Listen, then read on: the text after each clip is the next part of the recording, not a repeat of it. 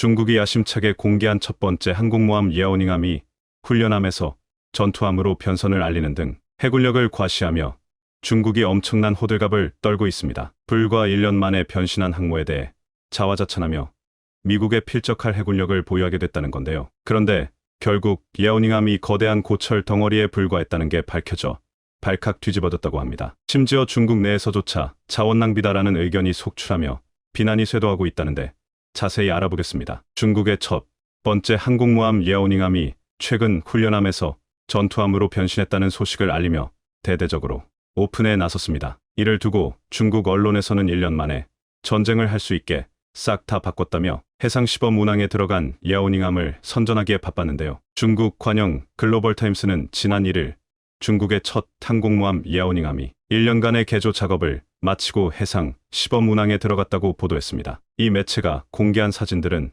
예어닝함이 전날 예인선 도움을 받아 야오닝성 다롄 조선소를 나서는 모습이었는데, 특히나 예어닝함의 갑판에는 중국의 차세대 스텔스 전투기 J-35와 J-15 함재기의 실물 크기 모형이 놓여있는 모습이 담겼습니다. 예어닝함의 항해 모습이 공개된 건 작년 2월 28일 보수 및 등급 상향 작업을 위해 조선소에 들어간 뒤 처음으로 꼭 1년 만이었습니다. 글로벌타임스에 따르면 예어닝함은 이달 9일까지 시운전을 마치고 훈련용 항공모함에서 전투용 항공모함으로 바뀔 예정으로 알려졌습니다. 익명의 한 중국 군사 전문가는 1년에 걸친 개조 작업은 예어닝함의 단순한 유지보수가 아닌 복잡한 업그레이드가 적용됐음을 의미한다며 J-35 모형이 등장한 건 예어닝함 함재기 편대에 이 기종이 추가될 가능성이 있음을 나타낸다고 전했습니다. 예어닝함은 옛 소련이 건조하다 중단한 항공모함을 1998년 중국이 우크라이나에서 도입해 14년 만에 연구 개조를 거쳐 2012년 내놓은 겁니다. 배수량 6만여, 디젤 추진, 스키점프대 방식의 구형 항공모함으로 그동안 중국은 이를 훈련용으로 사용해 왔었습니다. 실제로 예어닝함은 중국이 옛 소련의 미완성 항모를 구입해 개조한 퇴물로 평가되기도 했는데, 이런 이유로 개조가 필요했던 겁니다. 소련으로부터 넘어올 당시 예어닝함은 레이더나 통합 전투 시스템과 같은 전자장비는 아직 설치되지 않았으며 엔진도 없이 골격과 선체만 완성된 상태로 67%의 공정률을 보이고 있었다고 합니다. 여기에 더해 중국에서 개조하면서 많은 부분이 바뀌었고 무장이나 전투 시스템 같은 경우는 메이드 인 차이나를 썼기 때문에 성능이 더 떨어질 수밖에 없었습니다. 중국은 항모 설계 기술을 전수해줄 나라가 사실상 없었기에 어떻게든 자력으로 만들어야 했기에 성능이 떨어지는 게 당연한 이야기입니다. 하지만 중국은 2035년까지 최소 6개의 항공모함 전투단을 창설한다는 계획으로 오래전부터 바다로 향하겠다는 열망을 갖고 해양 진출 루트를 개발하면서 전략 거점을 구축하고 있는 상황입니다. 기존 패권국인 미국에 대항하겠다는 건데, 실제로 최근 중국은 예어닝함, 산둥함, 푸젠함 등 총 3척의 항공모함을 포함해 각급 함정을 공격적으로 확대하면서 태평양 연안국을 긴장시키고 있습니다. 사실 항공모함 이름인 예어닝과 산동은 청일전쟁 패전 지역으로 해양에 대한 중국의 집념이 얼마나 강렬하고 뿌리가 깊은지 알 수 있는 대목입니다. 이런 이유로 예어닝함뿐 아니라 산둥함과 푸젠함에도 J-35가 탑재될 것으로 보이며, 이렇게 되면 항모의 전투 능력이 크게 증강될 거라는 게 중국 해군의 기대입니다. 베이징의 군사 전문가는 산둥함과 예어닝함이 동시에 작전에 투입되면 거의 30대의 J-15 전투기를 발진시켜 미국 항모 전단의 전투기에 맞설 수 있게 된다며 미군의 수적 우세를 효율적으로 상쇄시킬 것이라고 자화자찬하기도 했습니다. 그래서 이번에 훈련용에서 전투용으로 개조한 예어닝함의 변신이 꽤 주목을 받았던 이유가 있었던 건데요. 그러나 사실 따지고 보면 예어닝은 항모라고 볼 수가 없습니다. 아무리 1년간 개조를 했다고 해도 원천적인 문제들이 남아있으므로 이전에 나왔던 굴욕의 상황들이 이어질 거라는 게 불보듯 뻔합니다. 예전에도 예어닝함을 불안한 시선을 보는 이가 많았던 게 사실입니다. 지난 2014년 디펜스 리뷰는 예어닝함이 위험할 수 있다라는 기사를 내보내 짝퉁 함재기로 이루어진 예어닝함을 보유하고 있는 중국은 언제 터질지 모르는 시한폭탄을 갖고 있는 것과 다름없다고 경고한 겁니다. 과거 러시아 해군의 조선 전문가 역시 예어닝함에 대해 20년간 유지 보수가 되지 않은 데다 특히 용접 부위에서 화학 반응이 일어나 내부의 강판이 변형돼 선체가 기울 가능성이 있다고 경고했습니다. 영국의 해군 전문가도 변형이나 기울기가 생기면 배는 폐기된다. 내부의 상황은 확실하지는 않지만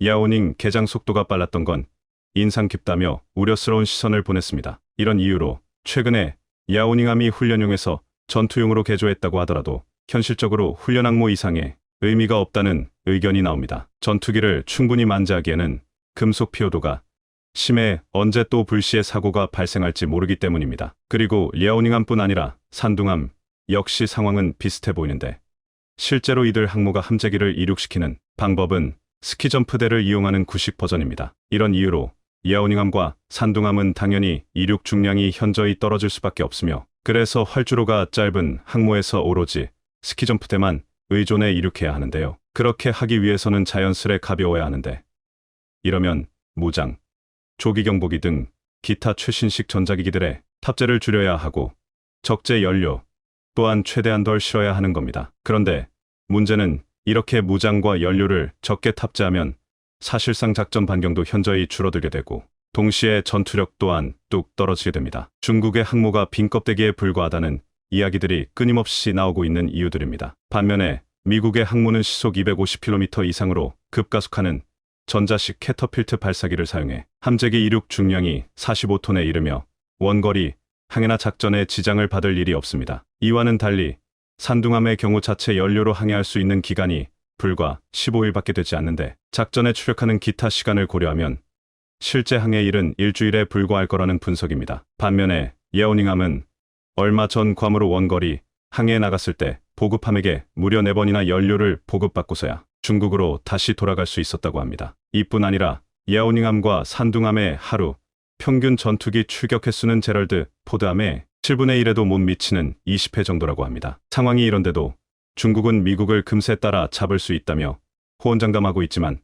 현실적으로 미 해군에 대적할 만큼의 역량은 절대 아닙니다. 미 해군이 실전을 포함해 수십 년간 수행해온 항모 기술과 작전을 중국이 따라잡으려면 엄청나게 많은 시간이 필요하다는 게 많은 군사 전문가들의 평가입니다. 그래서 사실은 미국에서도 중국의 항모라면 이름만 듣기만 해도 코웃음을 치고 있는데 실제로 이런 상황을 반영하는 일도 벌어졌었습니다. 실제로 지난 2021년 미 해군이 홈페이지에 올린 한 장의 사진에 중국이 부글부글 끓었었습니다. 다름 아닌 중국 항모 랴오닝함이 미 해군으로부터 발고기 굴욕을 겪었기 때문입니다. 7함대 소속 미사일 구축함 머스티노의 로버트 함장이 난간에 다리를 꼬아 올린 채 비스듬히 앉아 부함장과 함께 항해 중인 랴오닝함을 느긋하게 내려다보는 사진이 공개됐었는데요. 특히나 머스틴호가 중국 항모전단 사이에 보란듯이 끼어들어 랴오닝함을 뒤쫓는 위성사진까지 공개되면서 된통 굴욕을 당했었습니다. 이에 군사 전문가들은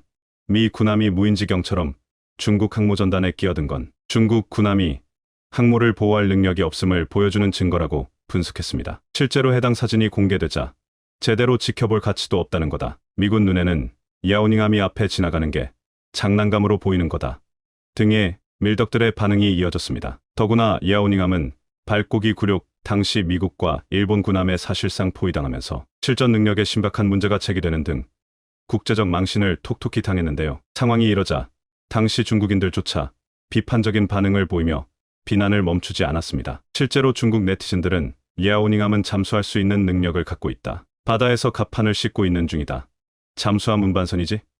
등의 반응을 보였습니다. 이렇듯 전투용으로 개조를 했다고 하더라도 랴오닝함의 미래를 어느 정도 내다 볼 수 있는 상황인데요. 결국 중국의 계획대로는 실현되지 않을 것으로 보이며 돈과 시간만 쓰고 국제적 망신만 당하는 상황이 펼쳐질 것으로 보입니다. 현재 중국이 보유한 항모가 세 척이라고는 하지만 결국 이것들이 곧 철덩어리에 불과하기 때문입니다. 작년에 중국은 세 번째 항공모함 푸제노가 계류 시험을 시작했다고 알리며 이르면 올해 정식 취역할 거라고 공표했었습니다. 그러면서 중국은 첫 항공모함을 보유한 지 10년 만에 세 척을 보유하게 됐다며 대대적으로 알리며 중국 매체에서도 떠들썩하게 소식을 전했습니다. 글로벌타임스는 중국의 첫 항모인 랴오닝함이 취역한 후 10년 만에 항공모함 세 척을 보유한 해양강국이 됐다며 푸제남은 랴오닝함, 산둥함과 동일하게 재래식 항모이지만 함재기 이착륙을 위한 캐터펄트가 최초로 탑재됐다고 보도했습니다. 이렇듯 중국이 항모 세 척을 보유한 해양강국이 됐다고는 하지만 사실 이 모두가 구식 기술로 만들어져 성능과 작전 능력 모든 면에서 미국을 대적하기에는 힘들 것으로 보이는데요. 앞서 말씀드렸던 것처럼 야오닝함은 중국의 첫 번째 항모라는 상징성을 빼면 존재의 의미가 없어 보입니다. 그리고 두 번째 항모인 산둥함은 순수 중국 기술로 만들어져 신뢰성이 바닥인데다 푸젠함은 가장 최신 기술을 탑재했지만 여전히 재래식 디젤 엔진을 이용합니다. 이런 이유로 중국 항모들의 탑재기는 30토부터 50대 수준인 것으로 알려지고 있는데 미국의 절반 수준에 불과한데요. 중국이 그토록 바라는 해양강국이라는 원대한 꿈은 영영 이루어질 수 없을 것으로 보입니다. 군사력 강대국 한국이 또 한 번 엄청난 일을 해냈습니다. 우리가 계획 중인 한국형 핵잠수함은 한국이 건조할 잠수함 중 최대급 크기로 확정되었으며 중소형 순항 미사일이 아닌 대형급 탄도 미사일을 탑재하기 때문에 내구성도 그에 비례해 넓어 한반도 근해는 물론 먼 해역에도 쉽게 도달할 수 있는 게 가능합니다. 대한민국이 계획 중인 핵잠수함에 관하여 특필할 점은 사거리 5,000km인 현무유급 미사일을 발사할 수 있는 한국 수직발사 시스템으로 불리는 SLBM 시스템을 탑재할 것이라는 점과 이러한 SLBM 미사일 발사 시스템은 세계 강대국 해군의 표준급으로 파악되지만 이번 SLBM, KVLS 특히 미사일 전력에 투자하는 한국의 독자적인 기술력만으로 강력한 무력을 적국에 선사할 것입니다. 한국이 7,000톤급 이상의 핵잠수함을 건조하는 순간 핵잠수함에서 발사하는 대륙간 탄도미사일 SLBM 시스템을 신속하게 계획하기 매우 좋은 상황인데 요 세개 선체로 구성된 3중 트랜쉐로 건조, 처음 2개의 트랜쉐는 초중반에 건조가 완료될 예정이며 9개의 수직발사관을 장비하고 마지막 3개 선체의 트랜쉐는 10개의 발사관을 확장해 예상보다 빠르게 납품될 예정인 것으로 확인되었습니다. 탄도미사일, 강대국에 걸맞는 한국의 계획, 국산 핵잠수함까지 탄도미사일 발사관을 장착하는군요. 현재 우리 대한민국은 SLBM 2번 연속 발사 성공으로 인해 우리나라가 전 세계에서 7번째 SLBM 보유국이라는 것을 다시 한번 똑똑히 보여주었는데요. 이러한 상황에 대하여 미국의 국가안보 전문 매체인 내셔널 인터레스트가 한국이 잠수함 전력 강대국이 된 근본적인 이유를 소개했습니다. 내셔널 인터레스트는 한국이 어떻게 아시아의 바다를 지배하려 하는가 라는 군사 칼럼을 제시하며 2000년대에 들어서 엄청나게 성장한 한국의 잠수함 전력에 대해 함축적으로 언급했습니다. 우선 미사일 사거리 제한 지침이 해제된 지 한 달여 만에 SLBM 미사일을 완성한 한국의 준비성에 경의를 표했는데요. 모두가 아시다시피 이미 한국은 미사일 사거리 제한 이전부터 SLBM 미사일을 극비리에 개발해왔던 게 확인되었으며 군사정보 매체에서 떠돌던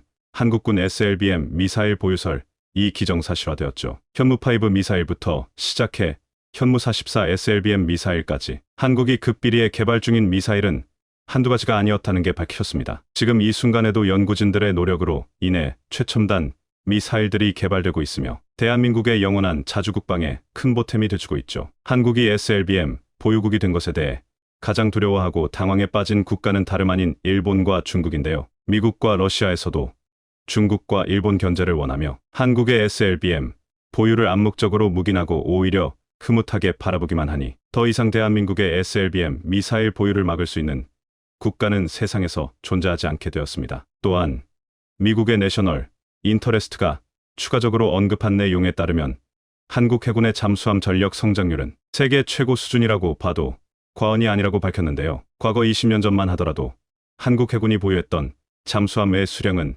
불과 9척에 불과했지만 이러한 상황에 탐탁치 않은 한국 정부는 잠수함 전력을 비약적으로 향상시키기 위해 한국형 잠수함 증가 계획인 KAS를 본격적으로 개시하였으며 20년이 지난 후 현재 한국 해군은 공격형 잠수함을 27척까지 늘릴 방안입니다. 이 중에서도 가장 치명적인 SLBM 미사일로 무장한 한국형 SLBM 잠수함 9척이 아시아 지역에 등장하게 된다면 한국 해군은 지역 강국을 뛰어넘고 강대국들과 비교해봐 도 전혀 꿀리지 않는 강대한 수준의 미사일 전력을 보유하게 된다고 견해를 밝혔습니다. 이처럼 국방과학연구소의 주관으로 3,000톤급 해군 잠수함 도산 안창호급 잠수함에서 SLBM 미사일을 2번 연속으로 성공적으로 발사한 수중 사출 시험은 전 세계 군사 매체들 사이에서 엄청난 화제를 일으켰는데요. 대부분의 유럽 국가들도 보유하지 못한 SLBM 미사일을 세계에서 8번째로 한국이 보유한 건 상징성이 엄청납니다. 이어서 국방부는 2차례 비공개 시험 발사를 연속적으로 진행하고 SLBM 도산안창호함을 즉시 동해에 주둔시킬 계획을 준비 중이죠. 다만 국방부는 SLBM 개발 상황이 극비리이기 때문에 구체적인 미사일 성능은 언급하고 있지 않습니다. 국방부에선 SLBM 미사일 같은 대전략급 무기의 단위 전력에 대한 개별적인 사항은 보안상 확인해 줄 수 없다고 전했죠. 현재 배치될 한국 최초의 SLBM 미사일에 대해 중국은 진심으로 두려워하며 부들부들 떨고 있는데요. 그도 그럴 것이 SLBM 잠수함은 기존 어뢰만 발사하는 형식의 재래식 잠수함이 절대 아닌 현무용 미사일 발사가 가능한 지상 타격용 잠수함이기 때문입니다. 군사기지와 대도시를 공격하는데 가장 특화되어 있죠. 지금도 세계 군사력 4위에 해당하는 한국이지만 주변국의 지속적인 위협 속에서 미래의 한국군은 보다 더욱 강해지기 위해 여러 가지 전략 무기들을 보유할 계획을 가지고 있습니다. 그 중에서도 가장 강력한 무기 중 하나로 SLBM 잠수함 발사형 탄도 미사일 보유국에 한국이 포함되었군요. 동북아의 국제외교 상황이 더욱 긴박해지자 한국에서도 가장 강력한 대전략 무기로 꼽히는 SLBM 미사일 잠수함은 전쟁을 뒤엎을 만한 파괴력을 가지고 있습니다. 특히 우리나라가 유사시 주변 강대국들의 핵심 시설들을 무력화시키는 전략을 독침 전략이라고 부릅니다. 현무 미사일로 모든 방향을 즉시 타격하며 적국의 수도, 나 지휘부 등 핵심, 주요 시설을 무력화하는 것이 핵심이죠. SLBM 미사일의 실제 사거리는 잠합 능력을 고려하면 잠수함의 작전거리만큼 더욱 늘어날 수 있기 때문에 사실상 전쟁을 뒤바꿀 대전략 무기로 평가받고 있는데요. 한국은 도산 안창호급 잠수함에 이어 8,000톤급 핵잠수함을 보유하는 게 아니냐는 이야기가 나왔습니다. 머지않아 한국이 핵잠수함과 관련된 모든 기술력을 보유하여 핵잠수함을 건조할 것입니다. 원래 한국은 1990년대부터 핵잠수함까지 보유하려는 대규모 프로젝트를 SLBM 개발과 병행하고 있었습니다. 1994년 원자로 제조업체인 OKBM으로부터 잠수함용 소형 원자로 설계, 제조 기술을 넘겨받아 잠수함용 원자로 개발에 착수했는데요. 2000년경에는 한국의 첫 번째 잠수함용 원자로 개발에 성공 후 2003년에는 본격적인 핵잠수함 건조에 신호를 보냈습니다. 이미 한국은 3,000톤급 잠수함 건조로 중대형 잠수함을 독자적으로 설계하는 데 성공했으며 중대형 잠수함을 건조할 기술력이 있는 세상 강대국 대열에 당당히 포함되었습니다. 한국은 계속해서 축적된 국산 잠수함 건조 기술과 우수한 원자력 기술을 결합하면 핵잠수함 건조는 얼마든지 가능하다는 게 군사 전문가들의 주장. 특히 한국은 3,000급 잠수함을 기점으로 1987년 독일과 첫 번째 잠수함 수입 계약을 체결한 지 약 30년 만에 독자적인 한국형 잠수함 설계국 반열에 오르면서 이런 주장에 더욱 강력한 힘이 실리고 있습니다. 한국의 핵잠수함 건조 재추진 소식에 핵잠수함을 건조할 수 없는 일본은 열등감 폭발. 어떻게든 한국의 계획을 방해하려고 기를 쓰지만 한민족은 일본 따위가 방해한다고 해서 간단하게 포기할 민족이 절대 아니죠. 오늘날 잠수함 기술력을 초강대국으로 등극한 한국은 전 세계 7번째 SLBM 개발국이 되었습니다. 모든 것이 예정대로 진행된다면 한국은 아시아에서 가장 유능한 잠수함 한 대를 자랑할 수 있을 것입니다. 현재 한국 공군의 내부 상황은 축제 그 자체입니다. 당초 1년이 더 기다려진다고 예상되었지만 모두의 예상치를 넘어서고 훨씬 빠르게 KF-21 전투기의 슈퍼크루징 초음속 비행을 순간속도 마하 2.8 이상의 슈퍼크루징 초음속으로 완료했기 때문인데요. 이 정도 수준은 미국의 F-35 전투기가 시제 비행을 했을 때 보다 8개월이나 더 빠른 기록입니다. 그런데 이러한 상황 속에서 격경사가 터지고 있습니다. 한 국항공 우주산업의 고위 관계자가 KF-21 전투기에 관련 기술에 대하여 굉장히 의미심장한 발언을 해 또 한 번 화제가 되고 있습니다. 관련 발언은 실로 놀랍습니다. 전 세계 최초로 한국산 전투기에 적용할 초정밀 조립 방식 항공부품 제조 공장을 완공했다는 소식이었는데요. 이번에도 역시 전 세계에서 유례없이 발전한 강대국 대한민국이 가진 첨단 항공 기술력의 진수를 보여줬으며 세계 최초 초정밀 조립 방식 항공부품 공장으로 인해 KF-21 전투기의 생산 라인이 예상보다 더욱 빠르게 가속화되고 있다는 속보입니다. 현재 한국은 발전용 대형 엔진과 국산 전투기 KF-21 시제, 기 등의 초정밀 조립 방식 기술로 제작한 부품을 공급하며 초정밀 기술력이 필요한 다양한 분야의 기술을 확대 적용하고 있다고 당당히 밝혔습니다. 한국형 항공부품 제조 기술력인 초정밀 조립 방식은 금속, 세라믹, 플라스틱 등의 소재를 층층이 쌓으면서 레이저로 용융시켜 부품을 제조하는 세계에서 가장 어려운 최첨단 기술로 불리는데요. 다양한 금속 및 비금속 복합재를 이용한 KF-21 전투기의 동체 조립에 초정밀 조립 방식까지 적용시켜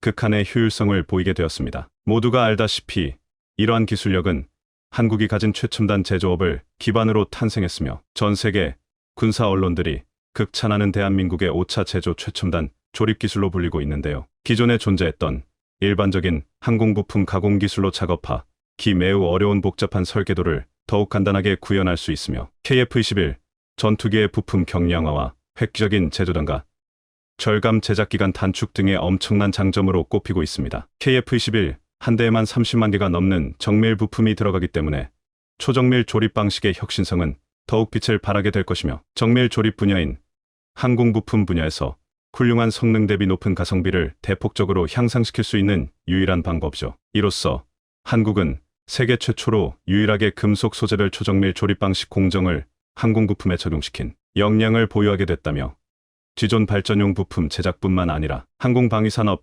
등으로 초정밀 조립 방식 기술 적용을 계속해서 확대할 것이라고 선포했습니다. 이것은 과거 대한민국 정부가 자주국방을 선포하며 한국산 독자적인 전투기 개발을 천명한 지 20년 만의 쾌거입니다. 현재 한국항공우주산업 사천공장의 경납고에는 조립이 완성된 KF-21 전투기 시제 7호기가 전 세계를 향해 이륙할 준비까지 마쳤으며 공개되었던 전투기 외형은 전형적인 스텔스 전투기로 두산 호랑이처럼 강렬한 인상을 주며 날렵하군요. 전 세계에서 유일 대한민국 자주국방과 군사력을 대폭 증가시킬 KF-21 전투기 제조는 오직 한국만이 가능했습니다. 그러기 위해서 한국항공우주산업 측에서도 끝없이 반복되는 시험을 통해 작동 방식과 숙련도를 향상시키고 그 과정에서 발생되는 문제점을 찾아내며 고쳐나가는 것이죠. 대한민국의 자랑스러운 국산 전투기 KF-21 전투기에 관한 최신 군사무기 속보를 신속하게 전해드립니다. 이어서 추가적인 발언 내용에 따르면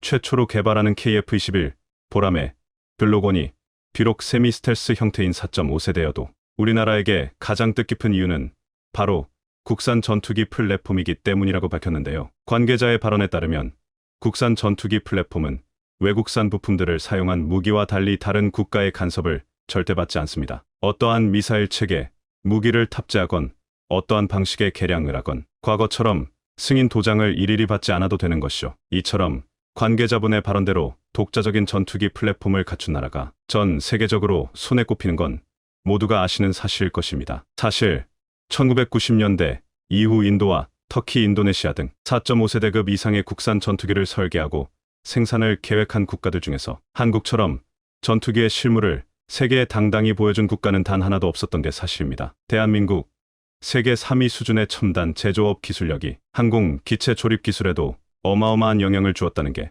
확실히 증명되었군요. 또한 한국 공군은 KF-21 전투기 보라매를 통해 공중전력의 상당 부분을 대체하려고 합니다. 우리나라의 미래와 한민족의 부흥을 향한 KF-21 전투기. 한국군이 미국산 전투기를 운영하면서 여러모로 골치 아프고 안 입고 온 일도 많이 겪은 것과 비교해 한국산 KF-21 모델은 4대 항공장비 국산화와 함께 어떠한 문제도 대처가 빨라집니다. 과거 미국에서 수입해 사용했던 미국산 전투기에는 국산 무장제한이라는 제한과 더불어 미국산 전투기에 사용되는 자체적인 미국산 소프트웨어가 탑재되어 한국산 미사일들을 마음대로 탈 수 없었지만 한국 공군의 KF-21 전투기가 등장함에 따라 이런 이야기는 옛말이 되었습니다. 국산 A사 레이더와 국산 소프트웨어 시스템이 하나로 동일되어 한국산 미사일까지 마음껏 발사가 가능한 독자적인 전투기 플랫폼을 형성시키는 게 대한민국이 꿈꾸는 최종 목표입니다. 그러나 무엇보다도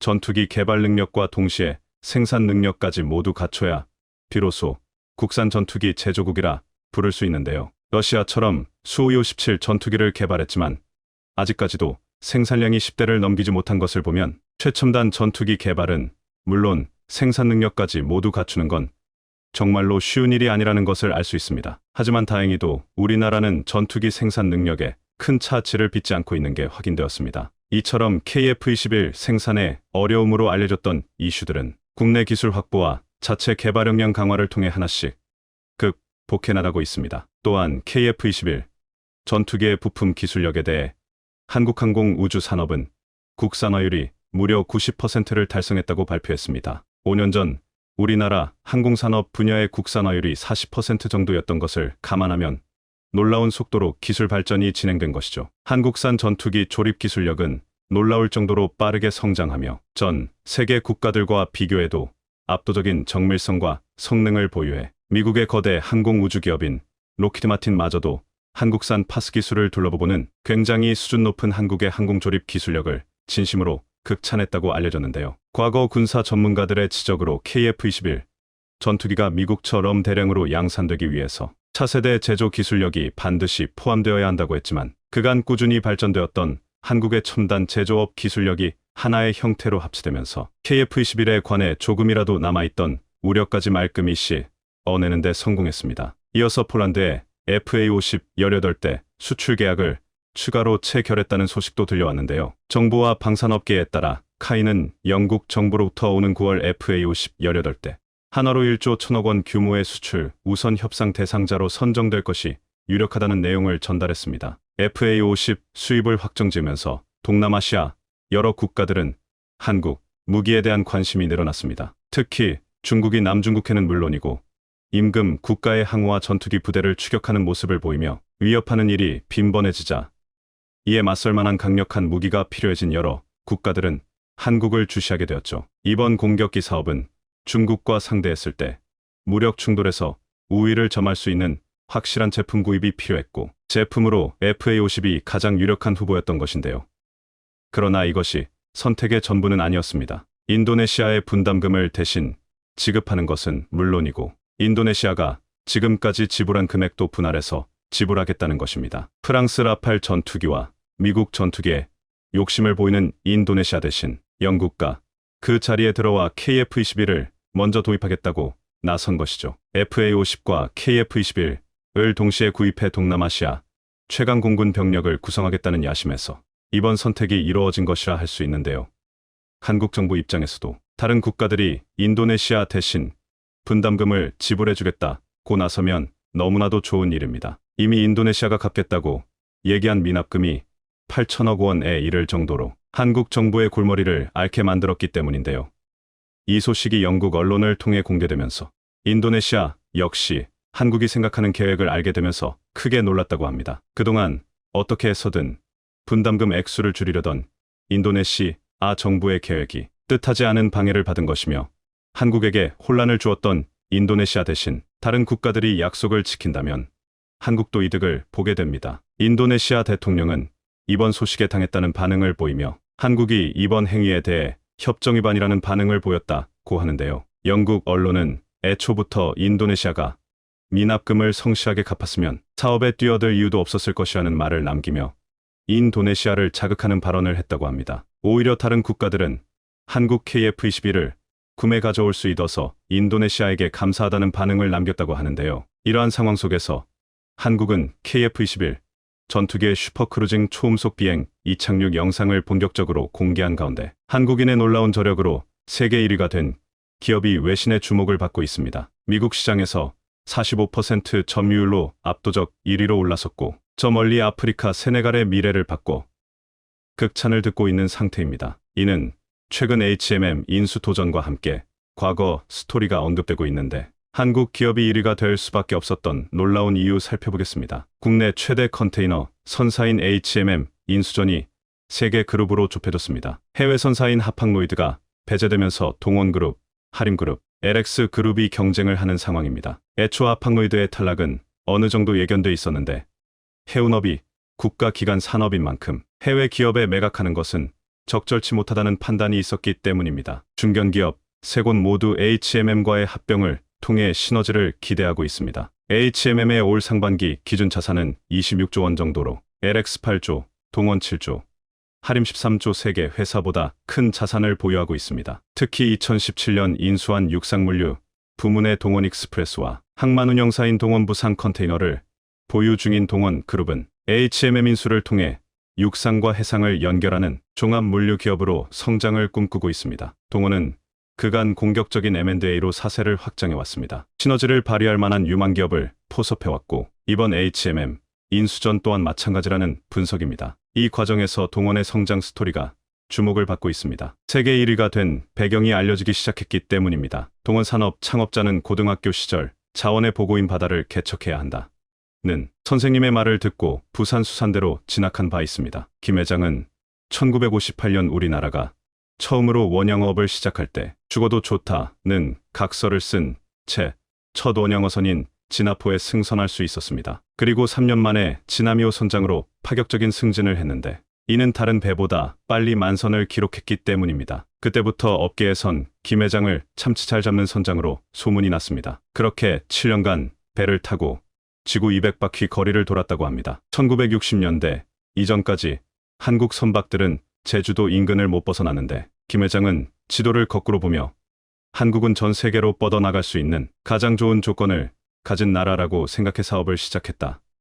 는 언급을 했습니다. 1969년에 자본금 1천만 원으로 동원산업을 창업한 후 초기 한 척의 선박에서 3년 만에 11척을 보유하게 됐습니다. 곧바로 120만 달러 수출 실적을 기록해 외화 획득의 공로를 인정받아 대통령 표창을 받았을 정도입니다. 바다에서 잡은 모든 참치는 거의 전량 해외 시장으로 수출됐죠. 그런데 창업 4년째 엄청난 위기가 왔습니다. 1973년 석유 파동이 일어나며 2년간 유가가 6배 가까이 뛴 것입니다. 당시 선박 유류비가 35% 이상을 차지했기에 경쟁사들은 사업을 축소했고 김 회장은 오히려 투자를 확대하는 정면 돌파로 승부를 봤습니다. 1200만 달러를 들여 4500톤급 동산호를 건조한 것인데 당시 참치 원형어선 10척을 건조할 수 있는 돈이었습니다. 이는 1회 투망에 250톤 정도의 어획고를 올리는 밑거름이 됐고 세계적 참치회사로 성장하는 발판이 됐습니다. 이때 해외 판매처 중심인 기존 방식을 버리고 어류 가격이 높은 일본 판매 확대로 전환했는데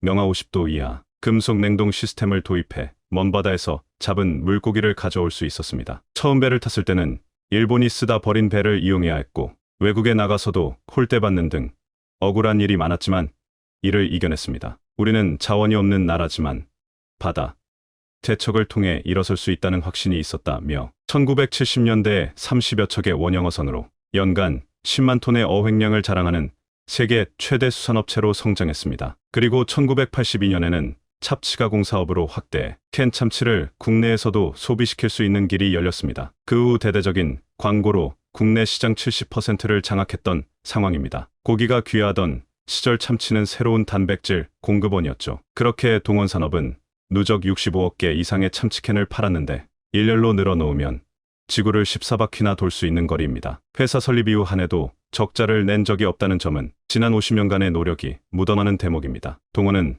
바다를 통해 통쪽으로 나아간다는 의미를 가지고 있습니다. 김재철 회장의 리더십은 위기 속에서 더욱 빛이 났습니다. IMF 직전인 1996년 종합식품 기업으로 전환하는 결단을 내렸고 햄, 김치 공장을 준공하는 등 사업 다각화로 위기를 피해갈 수 있었습니다. 한국 수산식품은 139개국으로 수출되고 있습니다. 김이 6억 2천만 달러, 참치는 5억 8천만 달러로 대표적인 품목입니다. 한국이 전 세계 김 시장의 70%를 장악하고 있고 참치 또한 과감한 투자로 태평양, 대서양 등 해외 어장을 확보해 성장 기반을 다졌습니다. 이때 동원산업의 운명을 크게 바꾼 M&A가 하나 있습니다. 동원은 2008년 델몬트사로부터 3억 달러를 주고 미국 참치 1위 회사 스타키스트를 인수하면서 해당 회사가 보유하고 있던 미국령 사모아 공장을 운영하기 시작했습니다. 북미 참치캔 시장에서 45% 점유율을 기록 중이고 특히 다양한 맛을 가미한 파우치 타입에서는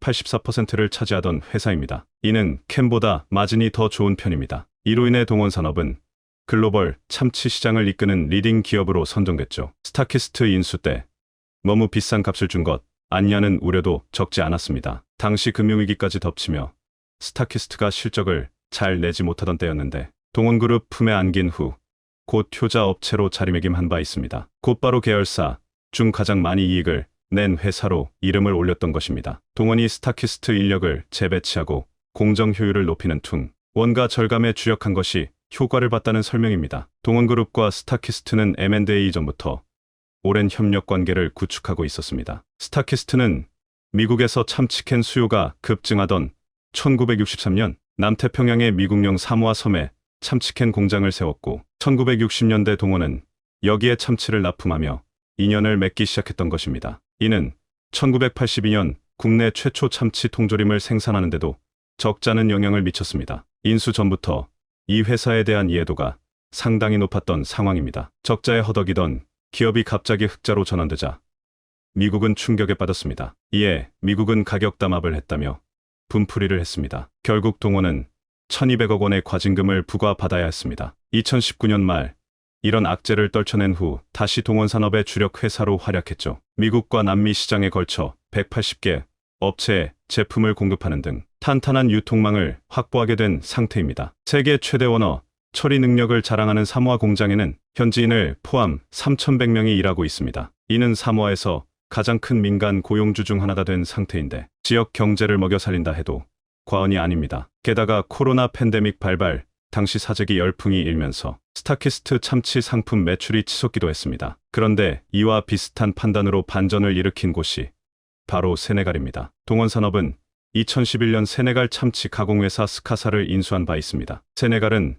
대서양 중부 연안에 위치해 풍부한 수자원을 보유한 나라입니다. 인수된 회사의 규모가 큰 것은 아니지만 태평양 위주였던 조업 근거지를 대서양으로 넓혔다는데 큰 의미가 있었습니다. 지리적 이점으로 세네갈에서 생산된 참치캔 대부분은 유럽으로 수출돼 왔습니다. 게다가 미국 동부 지역으로의 접근성도 뛰어나다는 장점이 있었죠. 타키스트는 사모아에서 제품을 생산해 미국에 보급했는데 지리상 미국 동부 지역으로는 거리가 멀어 어려움이 있었습니다. 동원의 세네갈 공장 인수는 유럽과 미 동부를 노린 전략적 차원이었던 것입니다. 세네갈 측도 한국 업체와 사업을 하고 싶어 현지 장관과 대통령이 지속적인 구애를 해왔습니다. 현지 공장은 원료 조달이 안 돼 장기간 운영이 잘 안 되던 상태였는데 이에 세네갈은 원료 조달, 생산, 영업 3박자를 갖춘 동원산업 유치에 적극성을 보였습니다. 게다가 세네갈 공장 근로자들 또한 빨리 동원으로 넘겨서 일하게 해달라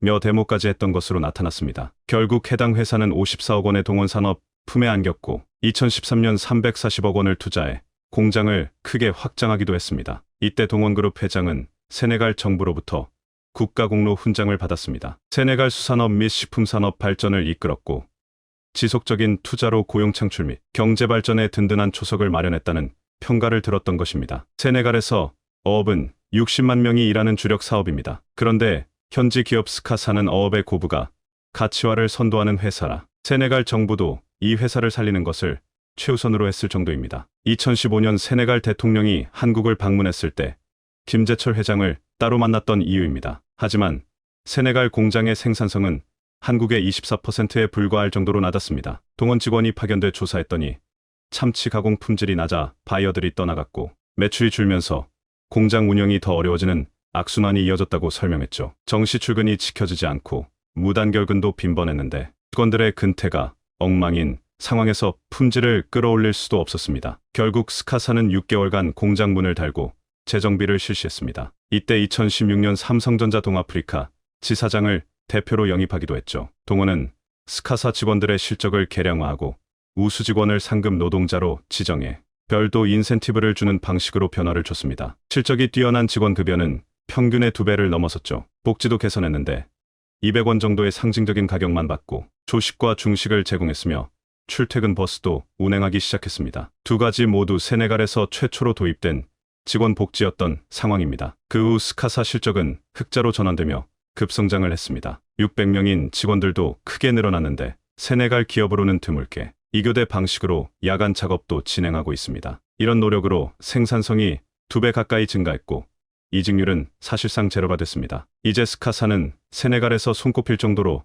직원 처우가 좋은 곳으로 인정받고 있습니다. 세네갈은 몇 년간 적자가 계속된 상황에서도 철수를 하지 않고 실적을 흑자로 바꾼 회사에게 감사를 표하고 있습니다. 이런 과정을 거쳐 동원산업은 최근에도 눈부신 성장을 하고 있습니다. 2019년 영업이익이 1,900억 원대였는데 올해는 5천억 원 이상이 될 전망입니다. 그리고 향후에도 꾸준한 성장이 기대되고 있습니다. 배당도 매년 1,000원 이상씩 주고 있는 상태입니다. 최근 글로벌 인포 리서치는 세계에서 참치 통조림 수요가 늘어나고 있다며 동원산업을 핵심 기업 톱 10위에 포함시키기도 했습니다. 글로벌 참치 통조림 시장은 올해 55억 달러에서 연평균 5.9%가량 성장해 2029년 82억 달러로 전망하고 있습니다. 그리고 2024년부터 양식 연어를 한국에서 본격 생산해 매년 2만 톤을 일본 등 아시아로 수출한다는 계획입니다. 최근 참치 산업이 일본 때문에 우려가 큰 상태지만 동원은 다양한 준비로 미래를 대비하고 있는 상황입니다. 현재 사업 구조는 수산업,